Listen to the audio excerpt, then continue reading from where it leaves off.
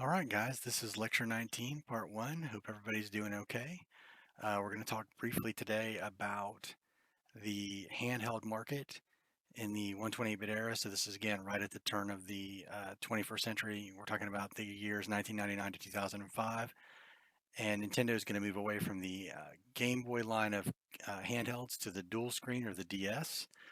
Sony's going to use the success of the PS2 to enter the gaming market with the PlayStation Portable. Cell phones are going to also gain in popularity in terms of game. However, this is a relatively small part of the market at this time. It's about half a million, $580 million in 2003, estimated to be in the billions by the end of the year, but they're really factoring a lot of hardware sales into that as opposed to just games. These portables all contribute to the mainstream of gaming. Gaming is starting to be everywhere all the time.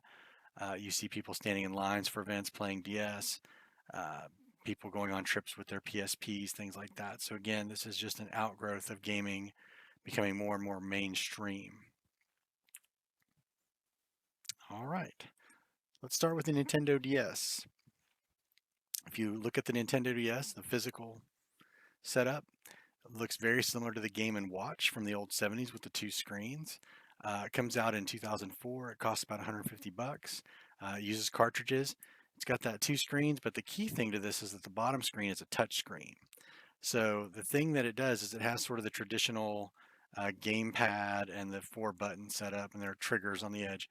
But the stylus that lets you write on the touch screen on the bottom is the big innovation. It also has a little microphone that you can talk to in the bottom or blow into. But the stylus is really key because it allows anyone who could hold a pen or pencil or even a crayon, if you're a little kid, can play games on the DS. Okay. So it connects to the internet so you can have wireless online gaming. And what happened here is after the GameCube had sort of really sort of floundered, the DS is sort of that first implementation of what Nintendo called their focus on innovation, ease of play, and fun versus graphics, right? The Nintendo DS does not put out the greatest graphics. It doesn't necessarily have the most mechanically complex games, but what it does do is allow anyone, literally anyone who can hold a stylus to game. And to anyone who could talk, you can use the microphone. You can blow into the microphone as a game mechanic. You have a lot of options here. And so again, that relative simplicity opened up a lot of options for Nintendo to make a system that had really, really broad appeal. And this system is wildly successful. It sold over 150 million units. It rivals the PlayStation in terms of PlayStation 2, excuse me, in terms of raw units sold. But really, that ease of use thing is the key thing. First party games, as always with Nintendo hardware, play a big part in the success. They have Mario, Zelda, Metroid, a lot of other third party franchises. They all made their titles to be something like Resident Evil, Dual S, or Castlevania, So it would end up being like Castlevania DS, sort of as a mnemonic, kind of cute.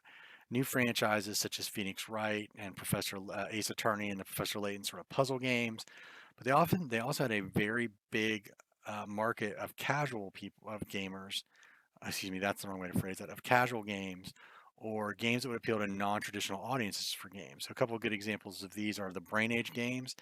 These were games like a little series of mini games that included like Sudoku and logic puzzles and just some basic arithmetic, which was created in Japan, which has an older population than the United States, and sort of marketed as a way to keep your brain going as you age. So it's a way to sort of keep your mental faculties as you got older as a way to train your brains. It's called Brain Age.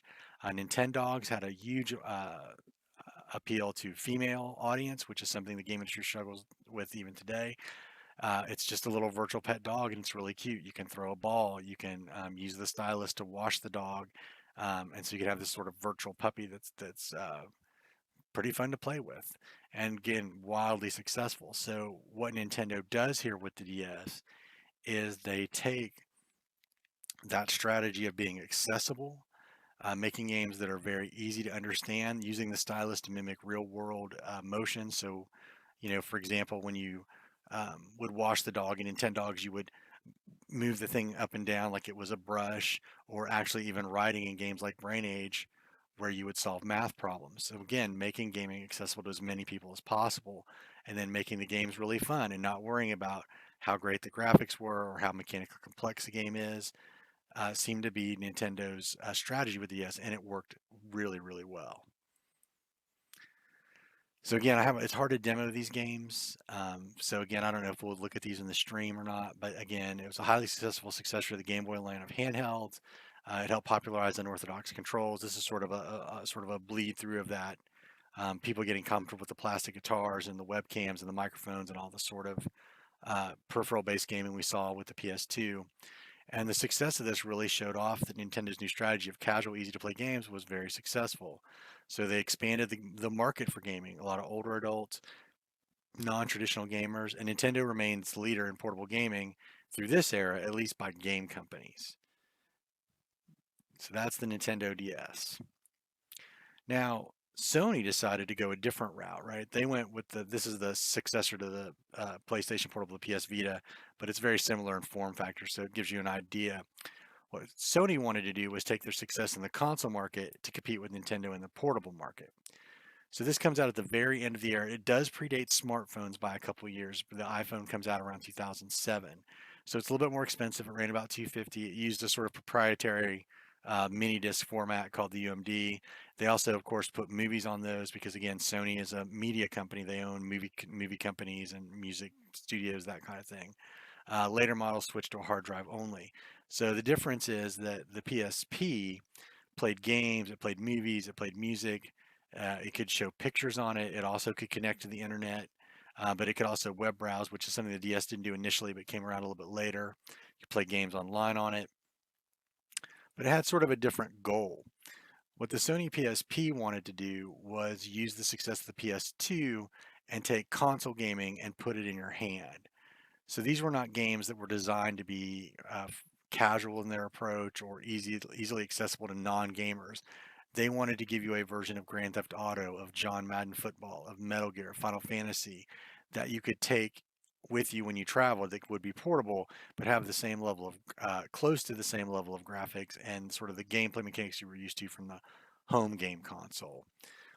Originally, it had good third-party support, but as time went on, that got less and less because piracy was a real problem for the PSP. Very quickly, it was sort of it got hacked, and then it was sort of a constant race between the hackers and the pirates and Sony wanting you to buy legitimate copies of the games.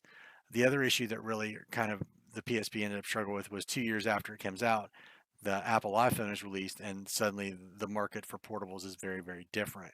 A lot of these games are still available. They're done as downloads through the PlayStation Store. They moved a lot of these to the PS3 as individual titles. If you wanted, more Grand Theft Auto Vice City was available. Same thing with a lot of their other big franchises. Sony was successful with the PSP. They sold about 70 million units. They're the only handheld to compete with Nintendo and remain in the market. They will release the successor of the PS Vita a couple years down the road after this, and they'll stay and compete with the Nintendo DS and then the 3DS. Sony, though, did have the issue of once the smartphones showed up with the iPhone and the Android phones and the Windows phones that had very similar capabilities, but were also phones, put a lot of pressure on this PSP line of products. The PSP was also strongly integrated with the PS3 game console, which is from the next era. And again, it just helped promote portable gaming among traditional gaming audience. So again, Sony here is not trying to get new gamers. What Sony's trying to do is get people who love their PlayStation 2s and want that style of like gamer games, your Metal Gears, your Jack and Daxters, your sort of traditional games, and they want to get you to get that. They want to provide you that gaming experience on the go. So that's it for portables. I don't think we'll be able to demo any of these in the stream, but feel free to contact me with any questions about it, and we'll get on to part two where we start talking about the PC market in this era. We'll see you soon.